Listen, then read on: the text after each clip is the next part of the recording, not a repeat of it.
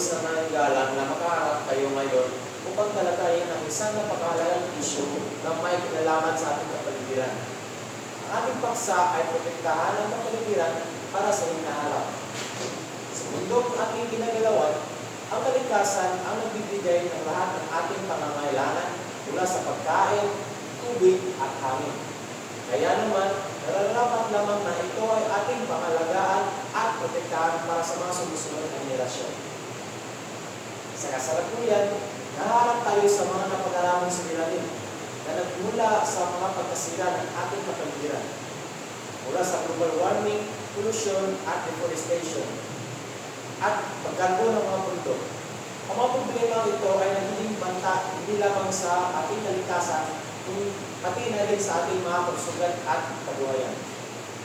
Sa bawat araw na lumilipas, ang ating mundo ay unting-unting nalalason. At hindi tayo kikilos ngayon, tiyak na mas magiging malala ang sitwasyon sa hinaharap.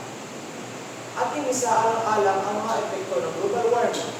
Ang pagtaas ng temperatura ng mundo ay nagdudulot ng maraming problema tulad ng pagtaas ng tubig ng dagat, pagkasira ng mga coral reefs, at mas marami.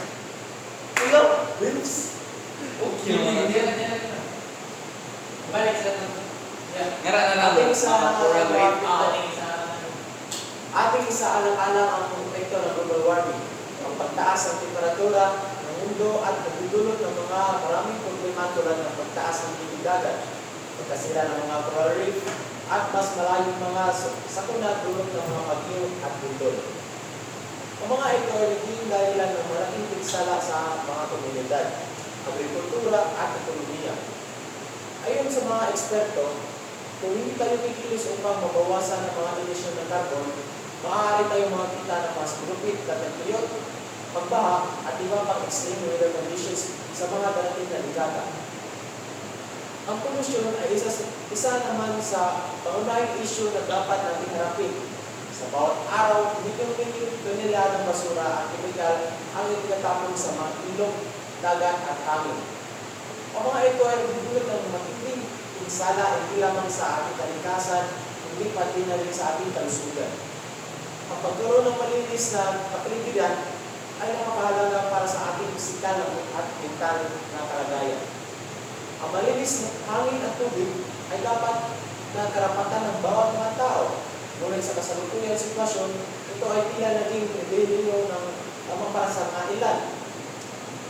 Isa pang kasagapan na nagdudulot ng pinsala sa ating kapaligiran ay ang deforestation. Sa ating bansa, ang mga lubatan ay unti-unting nauubos dahil sa mga iligalangin at pagsasaka. Ang kakulangan ng mga puno ay nagiging dahilan ng soil erosion, pagbaha at pagkawalan ng tirahan ng mga hayop. Kung patuloy tayong magwawasak ng ating kalikasan, ano ang magiging kapalaran ng ating mga anak at apo? Dapat tayong kumilos na rin upang malibalik ang mabalansi sa ating ekosistema. Sa kabila ng lahat, ito ay may pag-asa sa ating mga kamay. Ang bawat isa sa ating mga kapasidad na magagawa ng magbabago, na simpleng mga hakbang, maaari tayong mag-ambag sa pagkilos laban sa mga pagkasira ng kalikasan. Una na rito ay ang pagbawas ng paggamit ng plastic. Ang mga single-use plastics ay isa sa mga pangunahing sanhin ng pollution sa dagat. Sa pamamagitan ng simpleng pagdala ng mga sariling tote bag, pagre-recycle at pagkumpos ng mga basura, nakakatulong tayo sa paglinis ng ating mga kapaligiran. Mahalaga rin tayong maging mas mapanuri sa ating mga konsumo. Bilang mamimili, tayo ay may kapangyarihan pumili ng mga produkto na eco-friendly. Suportahan natin ang mga lokal na produkto at mga kumpanyang may malasakit sa kalikasan. Ang ating mga desisyon sa pagpili ng mga malalaking epekto sa ating kapaligiran. Samahan nito sa pagbibigay kaalaman sa ibang mga tao tungkol sa mga epekto ng kanilang mga gawain sa kalikasan. Mahalaga rin makilahok at makiisa sa mga programang pagkapaligiran. Maraming mga organisasyon ang nag-aalok sa pagkakataon para sa mga tao na mag-isali sa mga proyekto tulad ng tree planting at coastal cleanup drives. Sa pamamagitan ng ating pagkikilahok, hindi lamang tayo nakatulong sa ating mga kapaligiran, kung hindi nagbigay inspirasyon din tayo sa mga iba na kumilos.